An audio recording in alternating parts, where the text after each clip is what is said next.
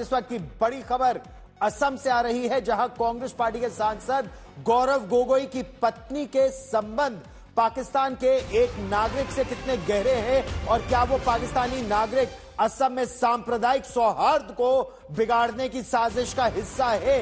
यह सवाल अब पुलिस इसकी जांच कर रही है। यह सवाल और गंभीर तब हो गया जब असम पुलिस ने गौरव गोगोई की पत्नी एलिजाबेथ गोगोई को जानने वाले एक पाकिस्तानी नागरिक के खिलाफ एफआईआर दर्ज किया। दरअसल असम पुलिस की सीआईडी ने पाकिस्तानी नागरिक अली तौकीर शेख के खिलाफ भारत दंड संहिता और यूएपीए के धाराओं के तहत मामला दर्ज किया है। असम के मुख्यमंत्री हेमंत बिस्वा शर्मा ने इसका बाकायदा ऐलान किया। दरअसल कल असम राज्य कैबिनेट ने इस पर निर्णय लिया और आज भारत में कथित विदेशी हस्तक्षेप की बढ़ती चिंताओं के बीच यह एफआईआर रजिस्टर करने का आदेश दिया गया।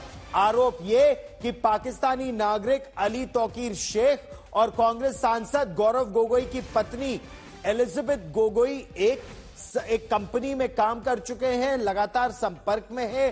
पर्यावरण के नाम पर इस कंपनी में जो काम हो रहा था, कहा यह जा रहा है कि जो पाकिस्तानी नागरिक है वो आईएसआई के लिए काम कर चुका है, पाकिस्तान की सरकार के लिए वो कई बार पाकिस्तान की नुमाइंदगी कर चुका है और उसने इस तरह के कई बयान दिए हैं जिसमें असम में सांप्रदायिक सौहार्द को बिगाड़ने की साजिश है। मुख्यमंत्री हेमंत बिस्वा शर्मा के अनुसार ब्रिटिश नागरिक एलिजाबेथ गोगोई यानी कांग्रेस सांसद गौरव गोगोई की जो पत्नी है, इस्लामाबाद में जब वो रह रही थी तो उस दौरान लीड पाकिस्तान नाम के एक एनजीओ के साथ उन्होंने काम किया था। मुख्यमंत्री का यह कहना है कि अली तौकीर शेख के पाकिस्तान की सरकार, पाकिस्तान की राजनयिक हलकों में और पुलिस सूत्रों के मुताबिक पाकिस्तान की आईएसआई के साथ उसके संबंध रहे हैं, जो भारत के लिए एक चिंता का विषय है। असम के मुख्यमंत्री ने यह सवाल भी उठाया कि गौरव गोगोई की पत्नी ने अब तक विवाह के इतने वर्षों बाद भी भारत की नागरिकता क्यों नहीं ली। It may be coincidence, but the MP has to explain. You cannot avoid questions. You have to explain that yes, I know him, I do not know him, but now I cannot say whether he knows him or not. It is for him to explain. Now, you see, even Sonia Gandhi has taken Indian citizenship. The leader, the national president of the Congress party, she has also taken Indian citizenship. Now, why you have not taken Indian citizenship? Purely it is your personal matter. I cannot comment. But being a foreign national, can you interfere in the election process of India? That definitely I can question. And they have to answer in a court of law. They have to answer before police or other. तो असम सरकार की cabinet ने असम की police को आदेश दिया कि इसकी जांच की जाए और इस पर असम पुलिस ने, सीआईडी ने जांच शुरू कर दी है, एफआईआर दर्ज किया है। इन आरोपों को कांग्रेस पार्टी के सांसद गौरव गोगोई ने सिरे से खारिज किया है, राजनीतिक तौर पर बदनाम करने की साजिश बताया है। गौरव गोगोई ने कहा है कि 12 महीने बाद होने वाले चुनाव में हार को देखते हुए मुख्यमंत्री हेमंत बिस्वा शर्मा इस तरह के बयान दे रहे हैं।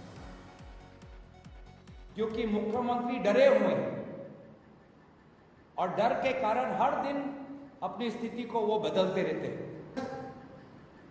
कांग्रेस दल की स्थिति स्पष्ट है कि अगर उनको कोई जांच करनी है तो जांच करे।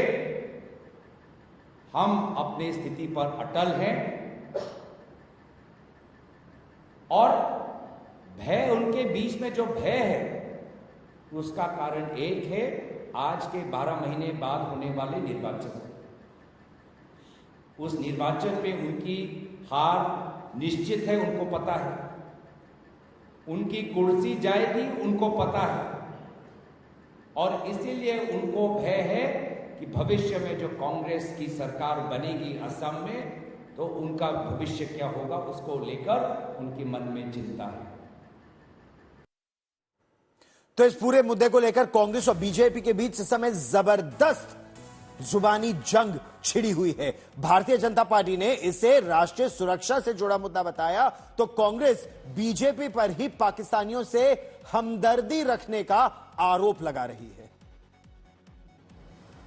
लोकसभा में उपनेता श्री गौरव गोगोई का जिस प्रकार के जॉर्ज सोरस के इस फाउंडेशन के साथ कनेक्शन नजर आता है, पाकिस्तान की एम्बेसी में उनकी बातचीत की फोटो और भारत में आकर भारतीय सेना, भारतीय वायुसेना, भारतीय अर्धसैनिक बलों के विरुद्ध कटुतापूर्ण शब्दों का इजहार करते हुए ये बातें अब बहुत साफ दिखाई पड़ती हैं कि देश के ऊपर आघात करने के एजेंडा बहुत साफ है कि विदेशी शक्तियों के लिए, जो भारत के विरोधी शक्तियां हैं, उनके लिए कांग्रेस की मोहब्बत की दुकान है, जिसमें मोहब्बत सोरस से भी है, मोहब्बत चाइना से भी है, और भारत के अंदर एक दूसरे से लड़ाने का विधान है।